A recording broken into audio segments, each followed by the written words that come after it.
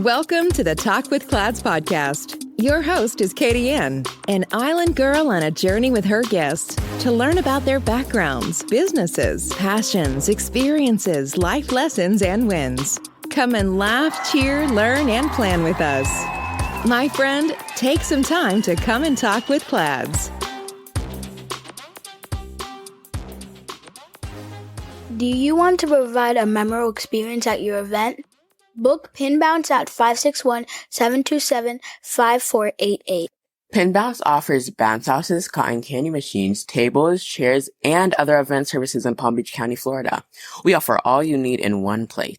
Follow us on social media using @PinBounce, and to book your event, call us at 561-727-5488. Remember, we put the P in party with the Pin Bounce touch. Go Pin Bounce! Hello world, welcome to Talk with Clads. My name is Katie Ann, and I will be your host for today. Welcome, welcome, welcome.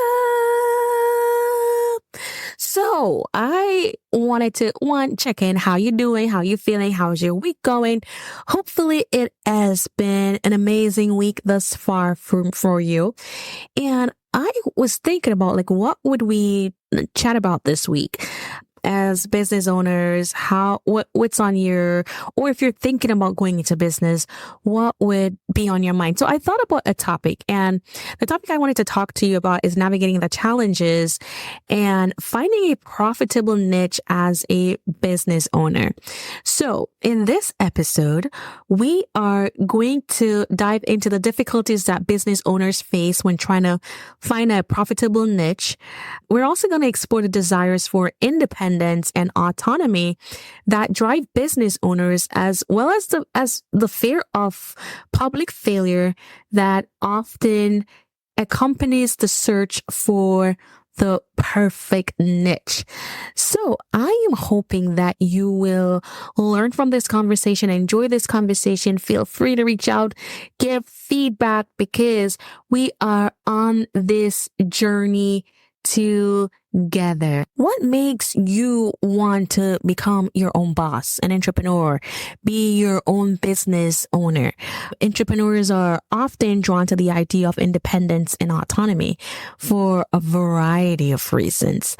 And some of the key motivators behind this desire that I wanted to discuss with you are creative freedom, like your control over your decision making, flexibility and work-life balance, financial rewards, personal growth, making a difference, and building a legacy. So I'm going to discuss each of this individually on our podcast today. So let's start. So the first one is creative freedom. Entrepreneurs are often driven by a desire for creative freedom. They want to be able to bring their innovative ideas to life without the constraints and limitations of traditional employment. Being your own boss allows a business owner, entrepreneur to explore their creative and implement their vision in their business. Let's discuss control over decision making. So control over decision making means being an entrepreneur means you have that complete control over the decision making process. This includes determining the direction of the business, setting goals, making strategic choices, and deciding on the best course of action. Having autonomy in decision making allows entrepreneurs to align their business with their personal values and priorities. And that is tied back to creative freedom. And that's the reason why you're drawn to the idea of independence and autonomy. Obviously, you're going to be navigating challenges, but for right now, we're just discussing the draw to entrepreneurship. So let's talk about flexibility and work-life balance. Independence and autonomy also provide entrepreneurs, business owners with the flexibility to create their work-life balance. They can set their own schedules, prioritize their personal commitments, and design a work environment that suits their needs. The level this level of flexibility can lead to improved overall well-being and satisfaction. Now, I want to speak about this based on my personal experience. When I was an employee, obviously, we joke about being the 9 to 5. And 9 to 5 doesn't mean that that's your set schedule. It's just a typical schedule in a corporate world. Because if you're in healthcare, it could be 7 to 3. Was it 7 to 3, 3 to 11, 11 to 7? So, but we're going to use 9 to 5. 9 to 5 means that you clock in at that time and you clock in at 9, you clock out at 5. You may take your lunch breaks, you may take brief breaks, but you're trying to get your job done within that set time frame for your employer. Now, when you're a business owner, it's a little bit different. You may not be working a 9 to 5, or you may feel like I'm going to have more time. But my experience has been that it is actually the opposite. You're always working. You're always on, because in a term that they use is that you eat what you kill. Doesn't mean that you're going to go around and kill anything. It's just a saying. But if you're not producing, then you can't reap what you sow. So if you're not producing, you cannot reap from anything because you're not producing anything. So you may find that your hours are not going to be an 8-hour day, but a 12-hour day, a 14-hour day, a 16-hour day in the beginning of the business. Some people, that may not be their experience, but for myself and many of the business owners that have the opportunity to work with and interact with, I mean, that has been in the case. You're going to work a little bit harder. So the work-life balance, while you may be attracted to it, it may not come in the beginning. So I just wanted to discuss that a little bit more. Another thing that why you may be drawn, or you may be thinking, you're out of school, or you're like, I don't really see the need for an education. And I encourage, and you may not have to do a formal education, but kind of be a lifelong learner as an entrepreneur. Is the mindset of the financial reward. So many entrepreneurs are attracted to the potential financial reward that comes with being their own boss. As the business owner, they have the opportunity to directly benefit from the success and growth of their venture. This financial independence can be a powerful motivator and provide a sense of accomplishment and security. Going back to the flexibility and the productivity, where you reap what you sow, a lot of times they say in the first 2 years, it's hard for a business. You're not going to see profits. But that's why it's important to go in with a plan, check the resources, banks, reach out to the Small Business Association to see what types of grants that they may have for your business, what you may qualify for, because the financial reward may not be there in the beginning. So you may have to do some sacrifice. A lot of times, new business owners, they don't pay themselves for the first few years. They pretty much invest in the business. So while it's an enticement, who doesn't want to have financial rewards? We also have to go in with our eyes open and know that being an entrepreneur has its risk. We want personal growth and development. I know that's something that I look for. So when you have independence and autonomy, this offers entrepreneurs the chance for personal growth and development. You can challenge yourself, you can learn new skills, overcome obstacles along the entrepreneurial journey.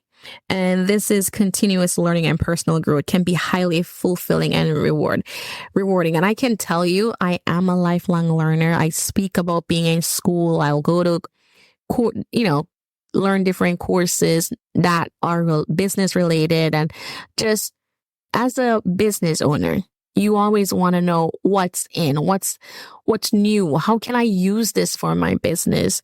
So that is why it's always very important to have continuous growth and development, because that's how you're going to gain that competitive advantage. You also, another point was you're attracted to it because you want to make a difference as an entrepreneurs. So entrepreneurs are often having a strong desire to make a positive impact on the world.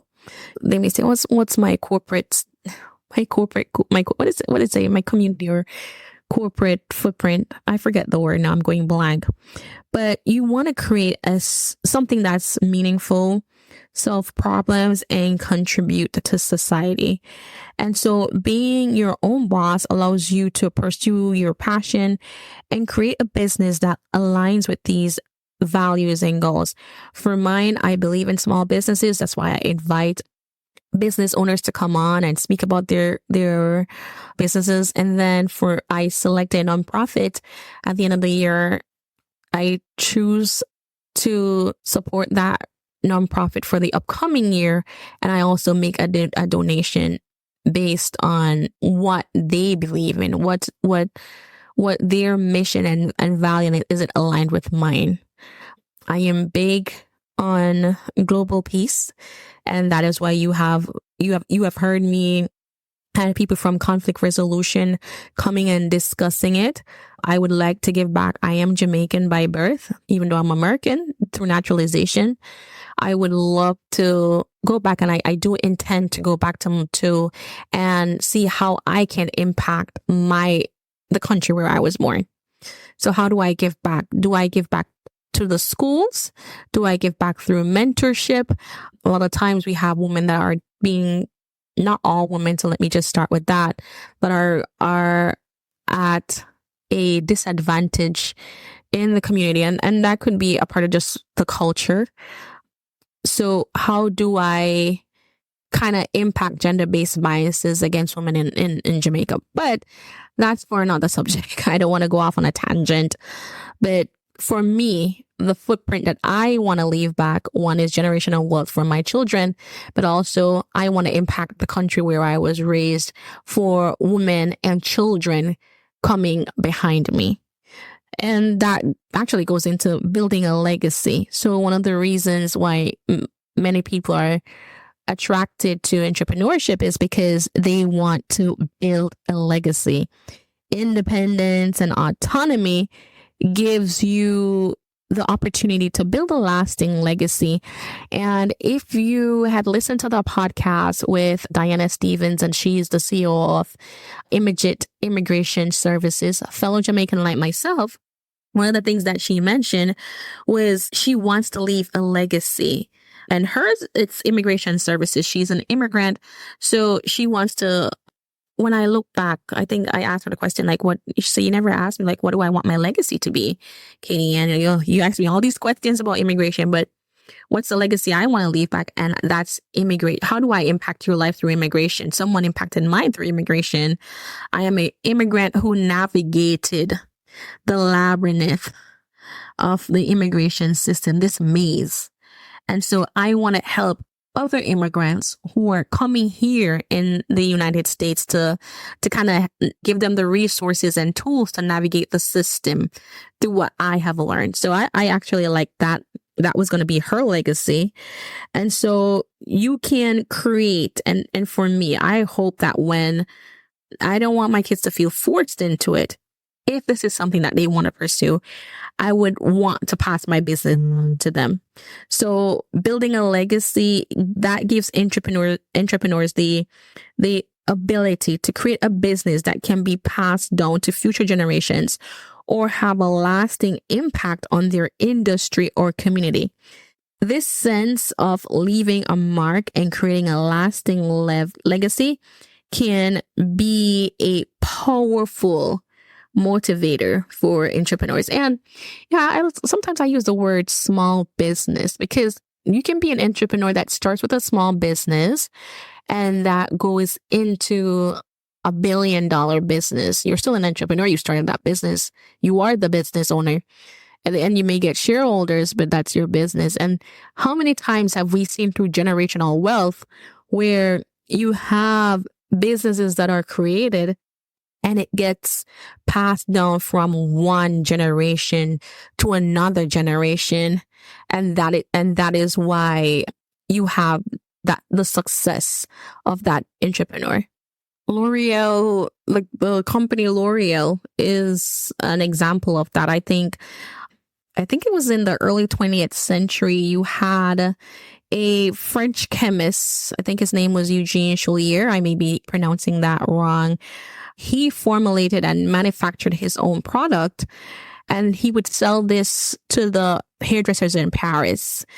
And they were in the like hair color business, but it branched out into like other beauty products.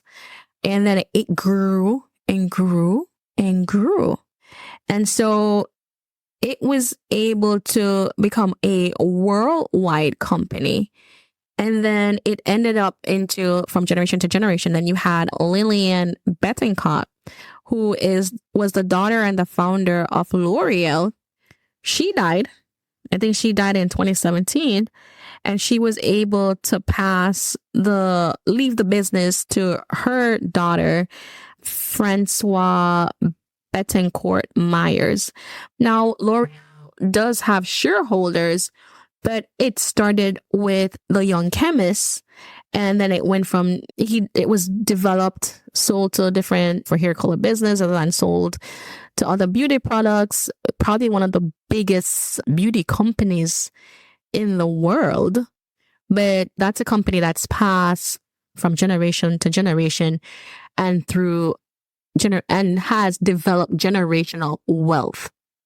So the desire for independence and autonomy is a driving force for many entrepreneurs.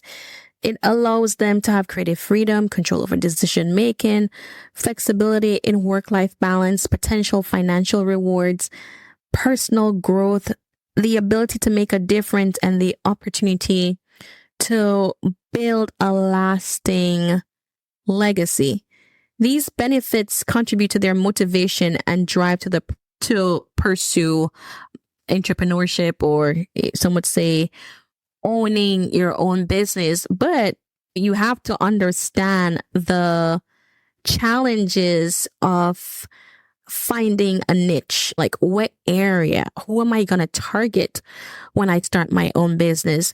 So like finding a profitable niche can be a challenging endeavor for many new business owners.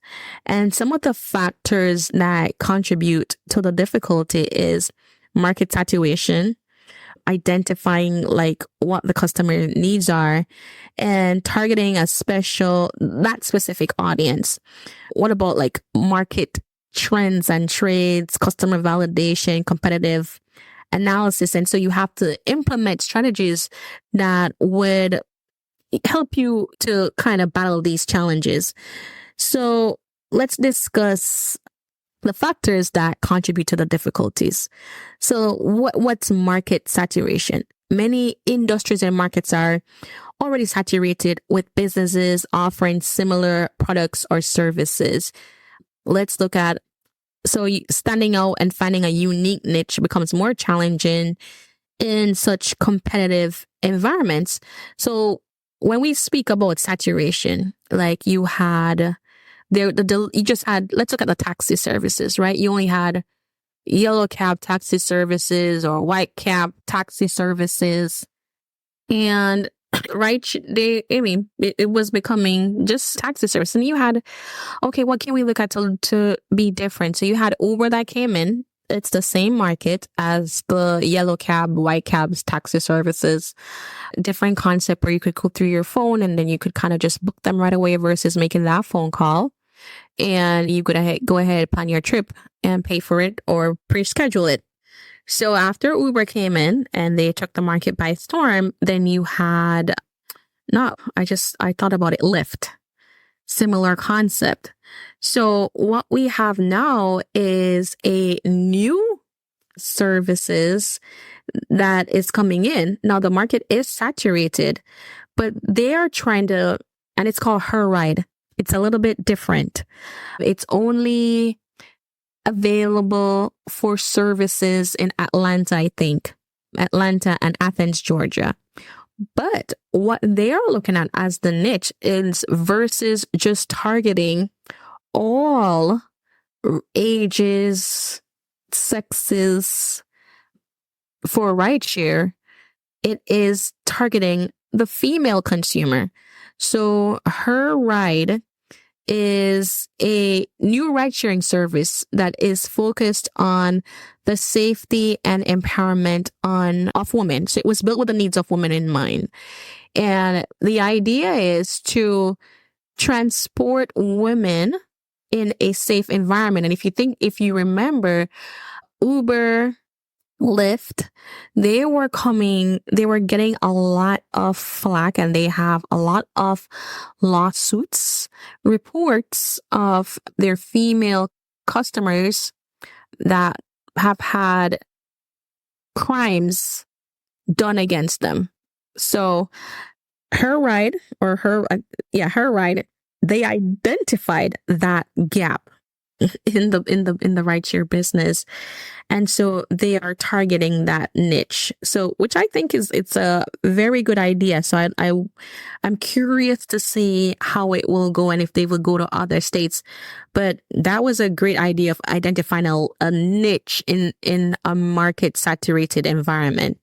And they were able to identify the customer needs. So a challenge is understanding the customer needs. Understanding the customer preference is crucial for niche selection. But you have to accurately identify and predict like the customer's demands, because that can be complex. And so in identifying the customer need, this process requires thorough market research and analysis. Also, when you're identifying your niche, a lot of the challenges, and I went through this, was targeting a specific audience, because you don't want your business to be so generalized that you lose focus. So niche selection involves targeting a specific audience with specific needs, and you're defining and understanding this target audience requires in-depth research and a clear understanding of their demographics, behaviors, and pain points. So going into business, it requires a lot of research, because you're also having to know the market trends and changes. The markets are constantly evolving, with new trends emerging and consumer preferences shifting. So keeping up with these changes and adapting niche selection accordingly can be challenging for entrepreneurs. And if you think about it, look at the lesson behind Blockbuster and Netflix, where Blockbuster and Netflix were... I think Netflix approached Blockbuster because if you remember Blockbuster, if you're as old as I am, you would rent a movie in the form of a video cassette. You'd put it in your video player, play it. You have a couple of days to watch it. Then you had to rewind it and bring it back to Blockbuster. If it wasn't rewinded to the front, then they would charge you an extra fee. With Netflix, the idea behind Netflix, which is it's instant gratification, where you can access the movie instantly, and Blockbuster wasn't ready.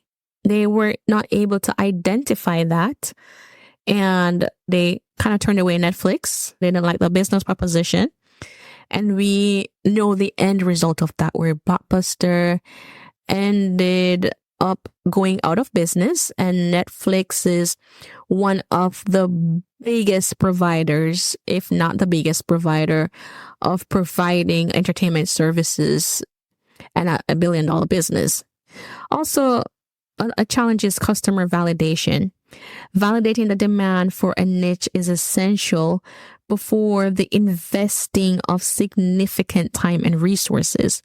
Obtaining feedback from potential customers and conducting market tests helps to ensure that the chosen niche that you want to do has a viable customer base. And we can go back to Her Ride, where they're looking at the female consumer. They say when you're choosing to ride with Her Ride, you're supporting a like-minded driver and elevating your community. They vet their drivers. And I think the pay that they give to, like, if you wanted to be a Her Ride driver, I think you get to keep 80% of whatever the fee is. So as I said, I'm curious to see how this business will grow. Also, you have to do a competitive analysis. You have to do that thorough analyzation of your competitors within the chosen niche. This is important to understand what they're offering, strengths, weakness, and marketing position. And this analysis helps identify opportunities to differentiate and create a unique value proposition. So immediately in looking at Her Ride, I know, okay, Her Ride and is different than Uber and Lyft based on who the target audience is. Because when you think of Uber and Lyft, anyone, they target everyone. Their target audience is pretty huge. But Her Ride is targeting women, which is, I'd be also curious to see what are the age group, because then you kind of have to, when you're doing your niche, you're targeting not only the gender, you're also looking at the age group and other things. So strategies and tools that can help overcome these challenges and make informed niche decision is, one, as I said, you have to conduct market research. Comprehensive market research helps identify market gaps, untapped opportunities, and customer needs. You're listening to Talk with Clads. Find more resources online at cladsresources.com. Now back to the show with your host, Katie Ann. The research involves analyzing industry reports, conducting surveys, and gathering insights from relevant sources. And what I would say is with using what's there.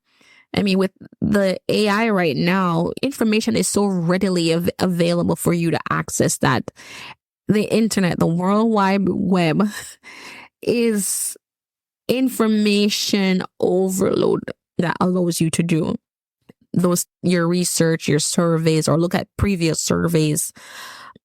You may even have access to your competitor surveys, but it is very important for you to do your research. You also have to define a unique selling proposition, also referred to as USP. So identifying and defining a unique selling proposition helps differentiate a business from competitors. It involves understanding the business strengths, unique value proposition, and how it solves its customers' pain points. If you think about a business like Starbucks, right?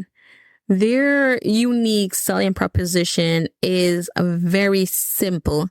It revolves around premium coffee beverages. So it's like, love your beverage or let us know, and we'll always make it right.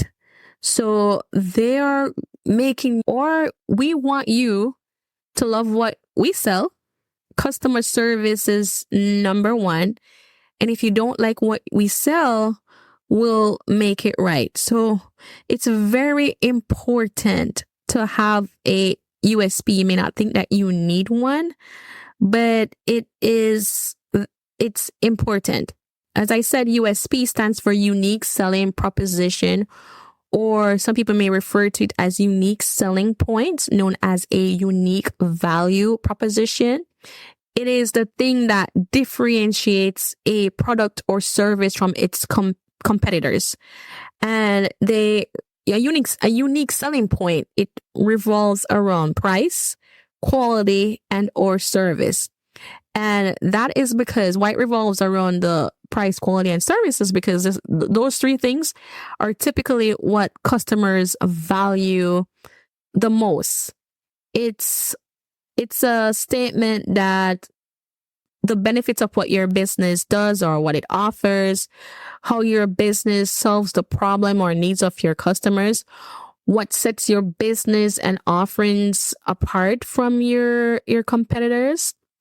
And it is the unique value that you offer in the market and to your customer base. Very, very, very important. if you don't have a clear vision of what makes you unique, you're more than less likely to stand out from the competition because you don't know how to sell your product. You won't leave that lasting impression in the minds of your prospect. So it is your job to define, and when you're creating that market message, to implement what your USP is. Also, your customer persona development. So when you're creating detailed customer personas, this helps understand the target audience demographics, behaviors, motivators, and preferences. The information will also help you in tailoring your products and services and market's effort to meet their specific needs. So that's where that market analysis is coming in, where what's your unique selling proposition, and you put that with your customer persona development together. As a new business owner, analyzing competitors is crucial for your business. It's crucial for your business to understand the competitive landscape and identify gaps or opportunities in the market. By studying competitors, entrepreneurs can gain valuable insights that can inform their business strategies and decisions. And that's why a lot of times you'll be advised to do a SWOT analysis. What's your strengths? What's your weakness? What's your opportunities? What's a threat? And a lot of times the threat in that analysis may be another competitor in your market. So when you analyze or understand the competitive landscape, analyzing competitors helps you to understand who your competitors are, what products or services they offer, and how they position themselves in the market. This knowledge is essential for businesses to differentiate themselves and stand out from the competition. Also, identifying gaps and opportunities. So by analyzing competitors, entrepreneurs can identify gaps in the market where there is a demand for a particular product or service that's not being met. And this presents an opportunity for businesses to fill that gap and attract customers who are looking for alternatives. Also, techniques for analyzing competitors. Products. You can analyze competitors' products to understand their features, the quality, and pricing. Compare this with your offerings to identify area where you can improve or differentiate. For pricing, you can study the competitors' pricing strategies to determine how they position themselves in terms of price. This can help you to set competitive prices or offer value-adding pricing strategies. Also, you're looking at marketing strategies. Look at how competitors market their products or services.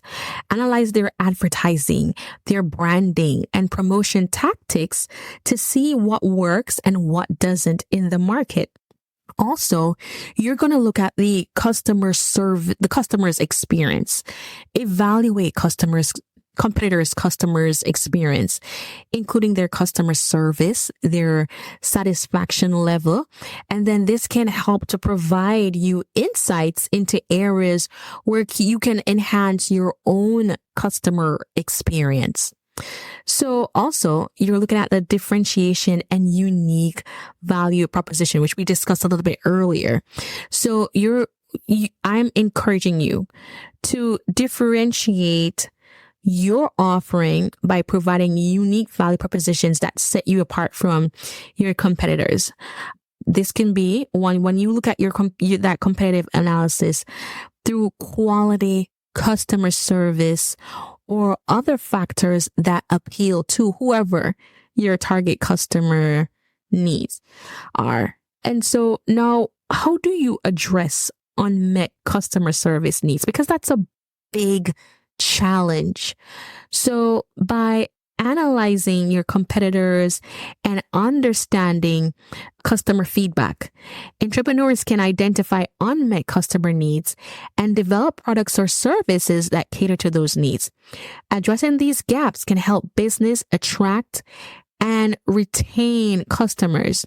So analyzing competitors is a strategic practice that can help businesses thrive in a competitive market. By leveraging competitor insights, entrepreneurs can make informed decisions, differentiate their offerings, and capitalizing on marketing opportunities. One of the things I also wanted to discuss is leveraging social listening and online communities, right?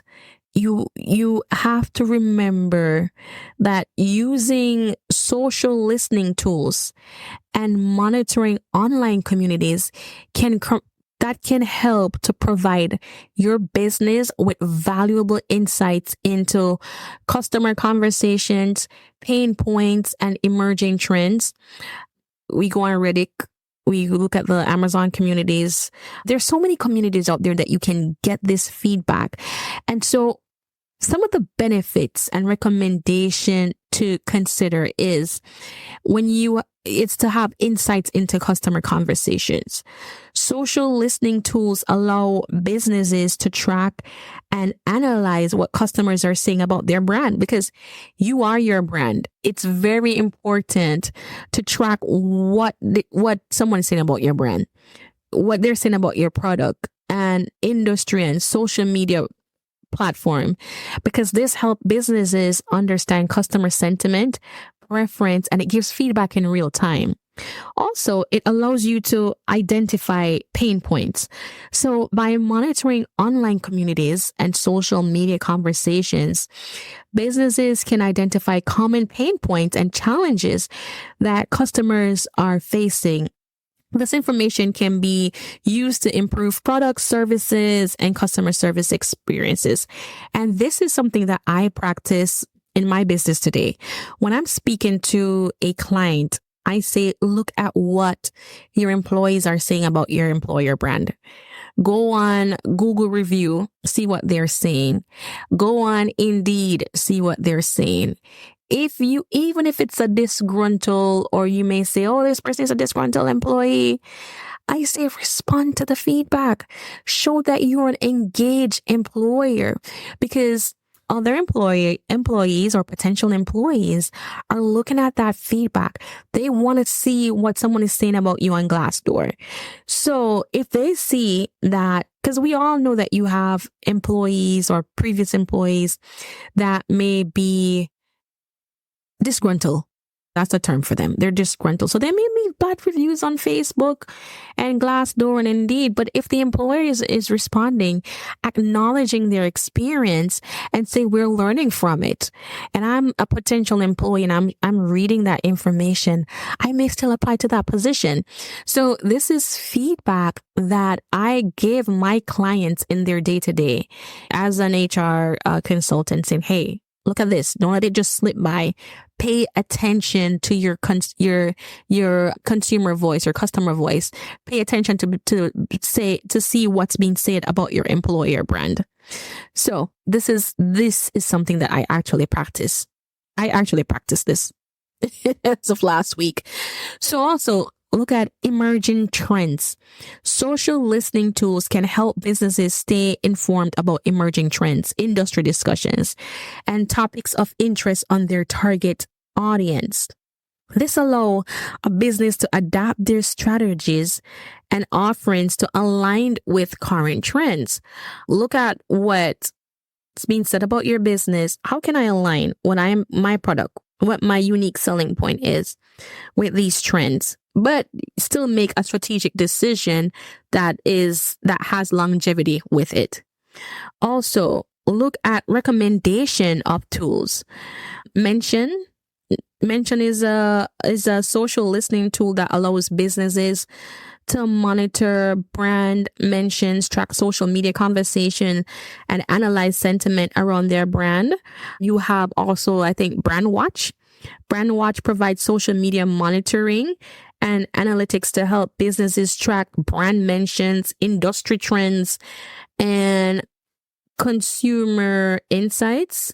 For social media listening, you have platforms like Hootsuite, Sprout Social, and Talkwalker that offer social media listening features that enables businesses to monitor their brand, track keywords, and analyze social media conversations.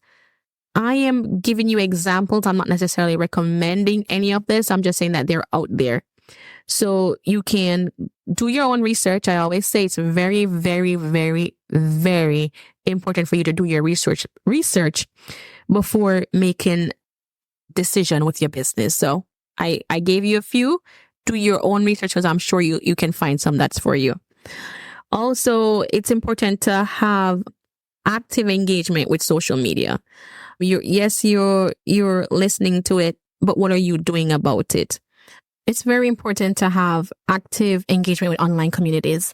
In fact, entrepreneurs are always encouraged to actively engage with online communities and participate in relevant discussions to gain deeper insights into customer needs, preferences, and pain points.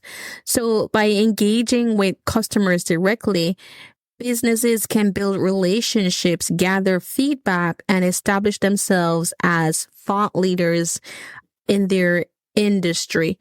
If you're able to leverage social listening tools and monitor online communities, that can provide you as a business owner with valuable insight that can inform marketing strategies, product development, and customer engagement initiatives. So by actively listening to customer conversations and actively engage with online communities, businesses can stay ahead of the curve and meet the evolving needs of their target market. So one of the things I also wanted to discuss is it important, the importance of testing and validating. Testing niche ideas and validating market demand before fully committing resource is crucial as a business owner. This helps to minimize risk and ensure the viability of your business concept. So here's one of the things I would say. I'll go over some of the ideas that I want to stress on this podcast. And the first one is importance of testing your niche idea. Testing your niche idea allows entrepreneurs to assess market demand, validate whatever the assumptions that you may have, and gather feedback from potential customers before investing significant resource. This iterative approach helps in refining the business concept and increases the chances of being success. Also, you want to have some strategies for market testing. So market tests, you're going to conduct small scale market tests or survey groups to gauge interest and collect feedback from target customers. So when I was launching Footsteps to My Vision, I actually had focus groups. And that was family members, friends. I had like the different sample materials. I discussed the concept of what the journal was going to be. And I actually got the idea of the Talk with Clads podcast through that group, because the podcast was never on the list. It was just, let's just do this planner. And someone was like, well, if you're going to do a planner that is a little bit different, how about you have a podcast that can go along with it? And so that's how the Talk with Clads podcast came about. So also you can do pilot programs, launch pilot programs or limited time offers to test the market response and gather data on customer preference. Also, you have something that's called minimum viable product, also MVP. And this develops a simple version of the product or service to test key features and gather feedback on usability and value proposition. So here are some examples of successful business iterating based on feedback. Airbnb. Initially, Airbnb started as a platform for renting air mattresses in a spare room. After they went through their test phase, they received feedback from users. They iterated on their concept and expanded to offer a wider range of accommodations, leading to their current success. Have you ever heard of Dropbox? Dropbox launched a MVP version of their cloud storage service to test the market demand. And then based on user feedback, they continuously improved the product's feature and user experience leading to a widespread adoption. So those are two examples and two successful companies. And no out of you have heard of Airbnb and also Dropbox. So what's the iterative approach? So I would encourage you to adopt an iterative approach to product development and business strategy by testing your ideas, gathering the feedback, and iterating based on the customer insights. Businesses can adapt to market dynamics and meet customer needs effectively. You also want to validate the market, right? So you're going to look at the demand. It's very important to validate the market demand through real-world testing and feedback. Listen to your customers and understand their preferences. You can tailor your offerings to align with market needs and preference. So I want to say this to you when I'm kind of summing up this part is testing niche ideas and validating market demand through market tests using pilot programs and MVP versions is a strategic approach that can help you as an entrepreneur make informed decisions, take a calculated risk, refine what you're offering, and increase the likelihood of success in the market. By incorporating the customer feedback and iterating based on market validation, businesses can create products and services that resonate with their target audience and growth. And I give you my own experience. If you were listening today of the Talk with Clads podcast, this was start through the same process. It was never a part of the plan. I had no interest in doing podcasting, and I had a focus group with the house. They were looking at the actual planner.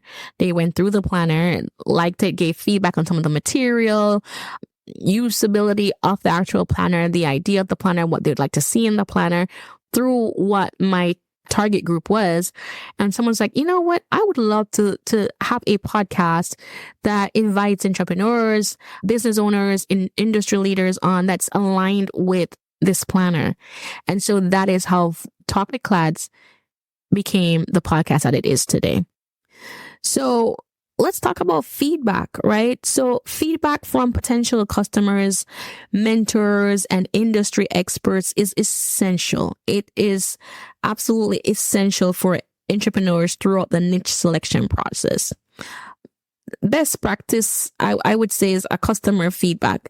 Gathering that feedback from potential customers helps you as an entrepreneur to understand their needs, preferences, and pain points. And it helps to guide the development of the product or service that you're going to offer. Mentor and expert feedback, right? Seeking input from mentors and industry experts. This provides valuable insights with the different perspectives and guides on niche selection, market trends, and also on your may help to guide on your business strategies. And you have to be open to feedback. It's one thing to receive it, but you have to be open to feedback. And when I say feedback, I mean constructive criticism. It's very, very, very important to be open to constructive criticism and feedback. Entrepreneurs should view feedback as an opportunity for growth and improvement rather than as a setback. Look at the iterative approach, right? Iterate on your idea based on the feedback that you receive. You can incorporate the suggestions that you receive. You can address the concerns and make improvements, right? Businesses can incorporate their offerings and better meet customer needs. And it's also the same with when you're incorporating, like you hear the feedback from your customer, but what are you going to do with the feedback? You're going to incorporate it. So surveys and interviews, you can conduct surveys, interviews, and focus groups to gather direct feedback from your customers on their preferences, whatever their pain points are, and satisfaction levels. And then you do a feedback loop. Establish feedback loops to have that continuous collection to analyze the customer feedback throughout the process. So you're continuously improving, you're continuously developing, and you analyze it Analyze the trends, the common themes, the areas of improvement, and use the data that you receive to make informed decision making and prioritize product enhancements. Act on the customer feedback, implement the change, monitor the feedback. It's very important to seek feedback from customers, mentors, industry experts. It's a valuable practice that can help you as a business owner make informed decisions, refine their ideas, create offerings that meet market needs effectively.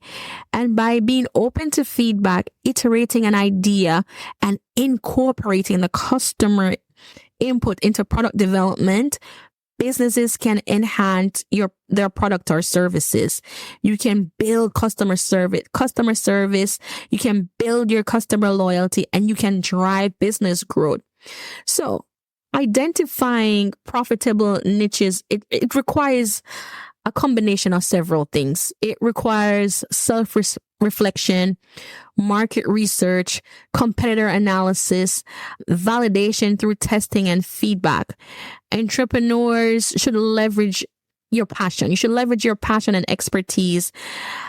Conduct thorough market research. Analyze competitors, utilize keyword research through SEO tools, listen to your customer conversation, test and validate the ideas, and continuously seek feedback to refine your niche selection. If you're able to follow these strategies and best practices, as an entrepreneur, you can increase your chance of finding a profitable niche and building a successful business, because that is ultimately the goal, is to build a successful business.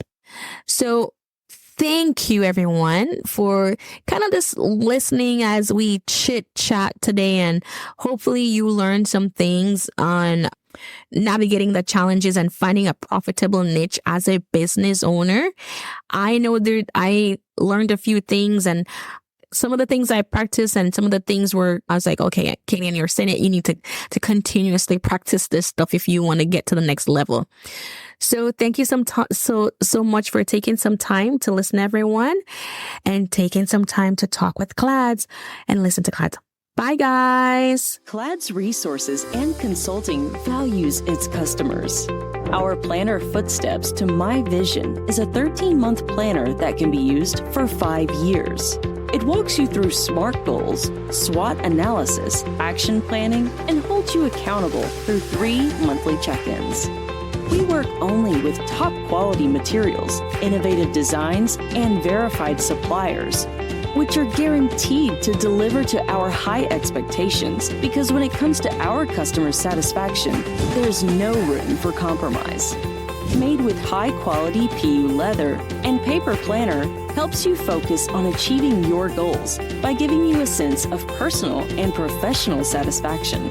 Some of the amazing features of this product: Vision Board Planner, luxury pen, 8GB USB flash drive, wireless mouse, ultra-elegant packaging box, available in 5 stunning colors: black, red, gold, pink, navy blue. Material: PU leather. 13-month planner. Elastic band for easy handling. Our Footsteps to My Vision is available at Amazon, Facebook, Instagram, our website, and at Walmart. You may also follow us at www.cladsresources.com, Instagram, Clads Resources, Facebook, www.facebook.com/Clads Resources /.